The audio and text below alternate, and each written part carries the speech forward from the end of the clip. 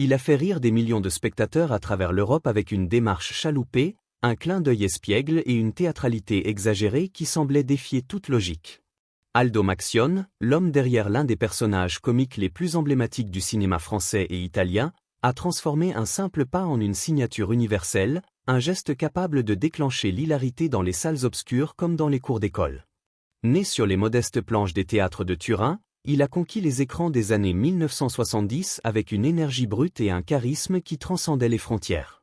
Adulé par le public pour son humour absurde et sa bravade théâtrale, il était souvent un défi pour les réalisateurs, qui peinaient à domestiquer son génie anarchique. Pourtant, une fois les projecteurs éteints, l'homme derrière le masque s'est évanoui dans un silence énigmatique, laissant derrière lui un mystère aussi captivant que ses pitreries. Que s'est-il passé avec cet artiste unique? Pourquoi a-t-il choisi de s'effacer alors que son talent semblait encore prêt à illuminer le monde? Voici l'histoire d'Aldo Maxione, une étoile filante du rire, dont le sourire en coin et la démarche légendaire continuent de résonner dans les mémoires.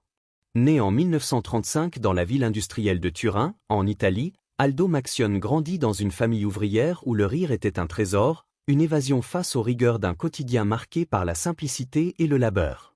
Dès son enfance, il se distingue par un don inné pour le spectacle, imitant avec une précision désarmante les figures qui l'entourent, des voisins aux instituteurs.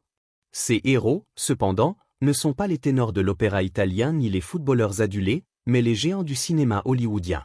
Dans le salon familial, il rejoue les gesticulations frénétiques de Jerry Lewis, les regards séducteurs de Clark Gable ou les maladresses savamment orchestrées de Buster Keaton. Il ne se contente pas de Singer, il étudie leurs mouvements, décortique leur silence, analyse leurs tics, comprenant instinctivement comment captiver un public.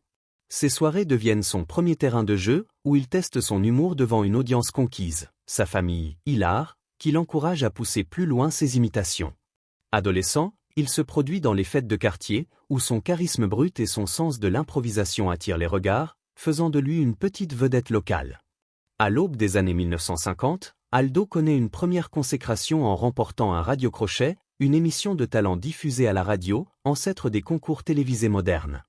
Cette victoire, célébrée dans tout Turin, lui ouvre les portes d'un théâtre local, où il affine son article.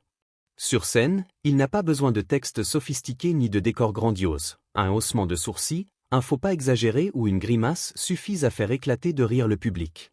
Ce théâtre devient son laboratoire où, soir après soir, il expérimente de nouveaux gags, perfectionne son rythme comique et découvre la puissance du silence entre deux éclats de rire. Chaque performance est une leçon, chaque rire une validation de son talent brut. Il apprend à jouer avec le tempo, à laisser le public anticiper, à transformer un simple regard en une explosion d'hilarité. C'est là qu'il forge ce qui deviendra sa marque de fabrique, une présence scénique magnétique, à la fois instinctive et calculée. Dans les années 1950, Aldo rejoint un groupe qui marque un tournant décisif dans sa carrière, les Brutto. Ce collectif d'artistes italiens, composé de Gianni Zullo, Ettore Bruno, Jacques Guérini et Elio Piatti, est une tornade d'énergie comique, un mélange détonnant de rock'n'roll, de burlesque et de parodie. Les Brutto ne se contentent pas de chanter. Ils se jettent contre les murs, trébuchent sur scène, portent des costumes grotesques et interrompent leurs chansons par des blagues absurdes. Leur style, à la croisée du chaos organisé et de la comédie physique, capture l'esprit d'une jeunesse européenne en quête de liberté et d'irrévérence. En France et en Italie, leur popularité explose, portée par une contre-culture qui célèbre la rébellion et l'humour débridé. Leur consécration arrive lorsqu'ils se produisent à l'Olympia de Paris, la salle de spectacle la plus prestigieuse d'Europe, où ils assurent la première partie de stars comme Sacha Distel ou Charles Aznavour. C'est sur cette scène mythique qu'Aldo dévoile ce qui deviendra son arme secrète, la démarche Maxione. Ce pas ridicule, à la fois hyper masculin et parodique, avec le torse bombé, les épaules roulantes et les hanches exagérément balancées, est inspiré par des figures comme Alberto Sordi, maître de la comédie italienne. Cette démarche, à la fois satire de la virilité arrogante et invitation au rire, devient instantanément culte. Le public hurle de rire, les tabloïds français le surnomment Aldo la classe, une expression mêlant ironie et affection. La démarche est imitée par les écoliers, parodiée dans des sketchs télévisés, intégrée à d'autres films, et même reprise dans des émissions de variété comme un gag à part entière. Aldo Maxione n'est plus un simple comédien, il est un phénomène culturel, une icône de l'absurde qui transcende les frontières. À la fin des années 1960, le cinéma s'intéresse à cet ovni comique. Le réalisateur Claude Lelouch, célèbre pour Un homme et une femme, repère en Aldo une étincelle unique, une capacité à illuminer l'écran par sa seule présence. En 1970, il lui offre un rôle dans Le Voyou, un polar sombre porté par Jean-Louis Trintignant. Loin de ses pitreries habituelles, Aldo y incarne un personnage secondaire qui apporte une touche de légèreté et une profondeur inattendue à l'ambiance tendue. Sa capacité à voler la vedette d'un simple regard ou d'un geste discret impressionne critiques et spectateurs.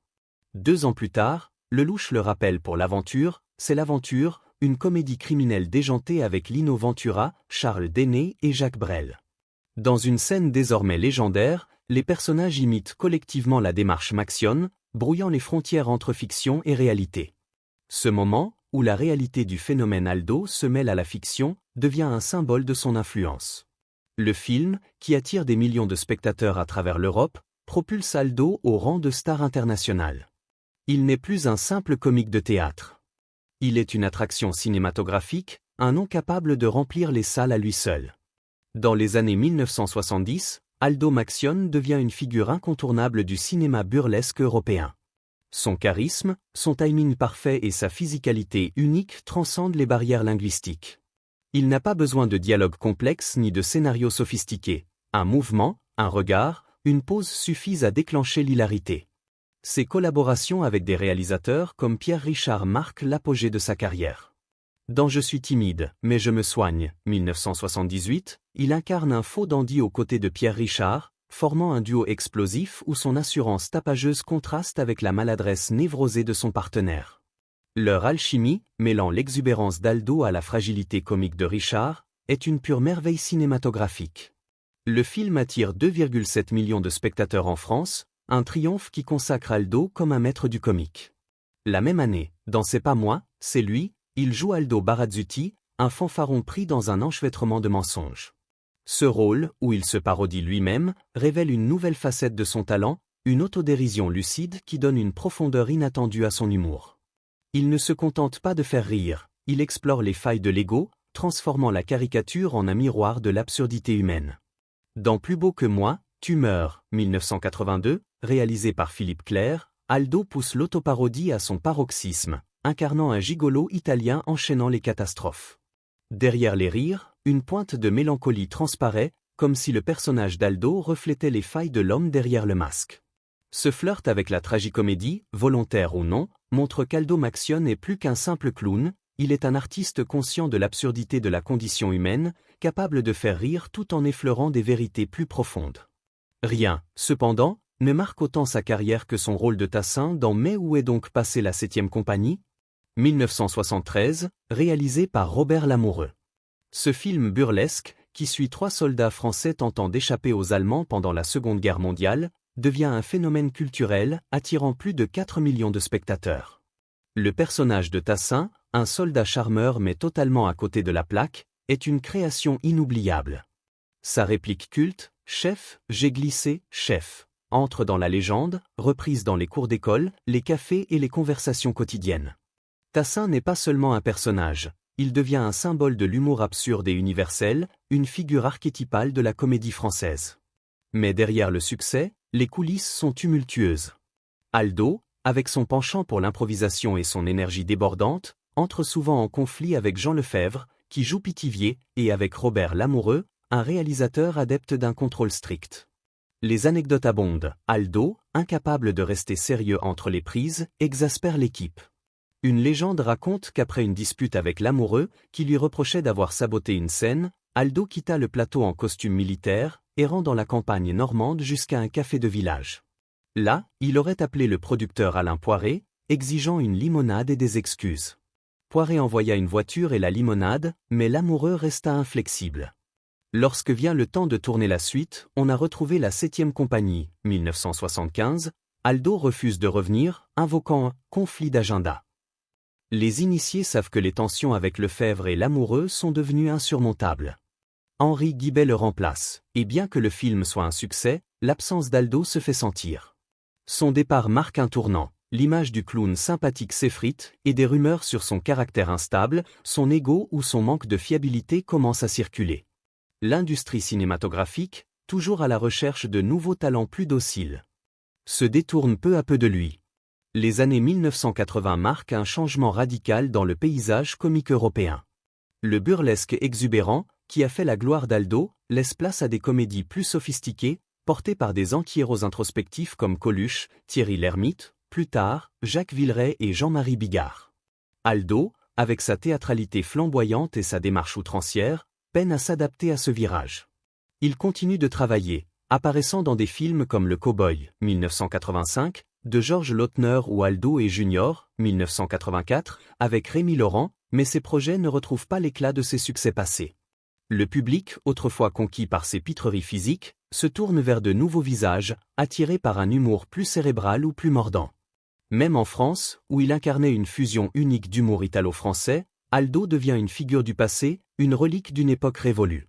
En 1986, il tente une incursion dans la comédie musicale avec Pizza Iolo et Mozzarella, un film ambitieux aux décors stylisés et aux chansons entraînantes.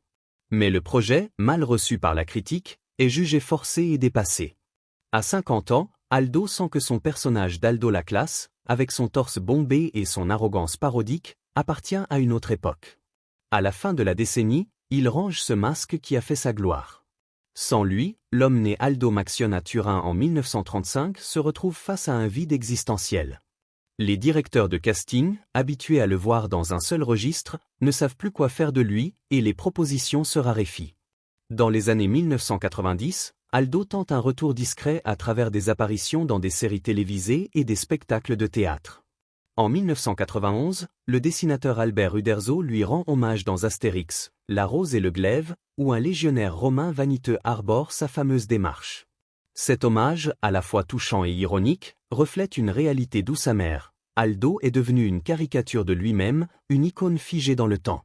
Sa dernière apparition notable au cinéma a lieu dans Travaux, On sait quand ça commence, 2005, de Colin Serrault, où il joue un carreleur maladroit, un rôle qui fait écho à son propre déclin.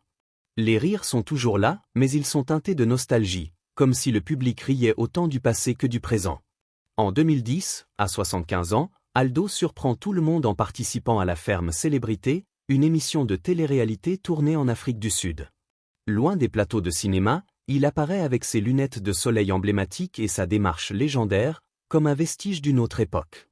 Les jeunes candidats, comme Michael Vendetta ou Kelly Bochanko, ne le connaissent pas, mais son charme désuet, son accent italien prononcé et son humour spontané les conquièrent. Il devient une figure paternelle, un refuge au milieu des tensions de l'émission. Pourtant, les exigences physiques traire des chèvres, nettoyer des porcheries, vivre en plein air sont trop lourdes pour lui. Après une semaine, il quitte l'aventure, déclarant avec son humour intact « Une semaine ici, et il me faudra 4 semaines chez le médecin ». Son départ, accompagné d'un montage émouvant sur TF1, est un adieu digne d'une légende. En nommant Michael Vendetta chef de la ferme, il provoque un dernier chaos, fidèle à son esprit malicieux. Ce geste, perçu par certains comme une blague subtile, par d'autres comme un acte de chaos calculé, est du pur Aldo Maxione. Après La Ferme Célébrité, Aldo disparaît presque entièrement de la vie publique. Il s'installe à Saint-Paul-de-Vence, dans les Alpes-Maritimes, où il vit une existence discrète aux côtés de son épouse, Nathalie, son rock depuis les années 1960. Leur mariage a résisté à la gloire, aux incertitudes financières et aux périodes de doute. Nathalie, qui gère désormais ses soins, protège jalousement son intimité. Aldo, malgré des douleurs dorsales chroniques et des problèmes de mobilité, conserve un esprit vif. Il exécute encore parfois sa démarche ridicule, mais uniquement pour elle, dans l'intimité de leur foyer, comme un secret partagé entre deux âmes complices. Refusant les invitations à des festivals ou des rétrospectives, Aldo assume son retrait avec une dignité tranquille. « J'ai eu mon moment », confie-t-il à un ami proche. « J'ai tout donné, laissez briller les nouveaux. » Pourtant, son héritage perdure. Les rediffusions de la 7e compagnie attirent encore des millions de téléspectateurs, et ses répliques, comme « Chef, j'ai glissé, chef », résonnent dans la culture populaire. Sur YouTube, de jeunes spectateurs découvrent ses pitreries, fascinés par cet humour physique d'un autre temps, par ce mélange d'exubérance et de vulnérabilité. Aldo Maxione n'est pas seulement un comédien, il est un symbole d'une époque où la comédie était grande, absurde et profondément humaine. Même dans le silence, son sourire en coin et sa démarche inimitable continuent de faire vibrer les cœurs. Aldo Maxione a conquis l'Europe un faux pas à la fois, transformant une démarche ridicule en une œuvre d'art comique. Son parcours, des planches de Turin aux écrans des années 1970, est celui d'un homme qui a compris le pouvoir du rire et l'a manié avec une maîtrise instinctive. Derrière ces personnages fanfarons se cachait une sensibilité rare, une capacité à faire rire tout en effleurant la mélancolie. Aujourd'hui, à près de 90 ans, il vit loin des projecteurs, dans la paix d'un village provençal, mais son ombre plane encore sur la comédie européenne. Chaque rediffusion, chaque citation, chaque imitation de sa démarche est un rappel de son génie. Il n'a jamais cherché à revenir sous les feux de la rampe, préférant la quiétude à la célébrité. Pourtant, pour ceux qui ont grandi avec ses pitreries, Aldo n'est pas seulement une icône du passé, il est un souvenir vivant, un éclat de rire intemporel, un symbole d'une époque plus légère et insouciante. Quel est votre moment préféré d'Aldo Maxione? La scène culte de la 7e compagnie, où Tassin glisse avec une maladresse légendaire. Son duo explosif avec Pierre Richard dans Je suis timide, mais je me soigne? Ou peut-être un souvenir plus personnel, une réplique ou une grimace qui vous a marqué? Partagez vos anecdotes en commentaire, et si cette plongée dans la vie d'une légende vous a touché, n'oubliez pas de liker, partager et vous abonner pour découvrir d'autres histoires derrière les icônes du cinéma.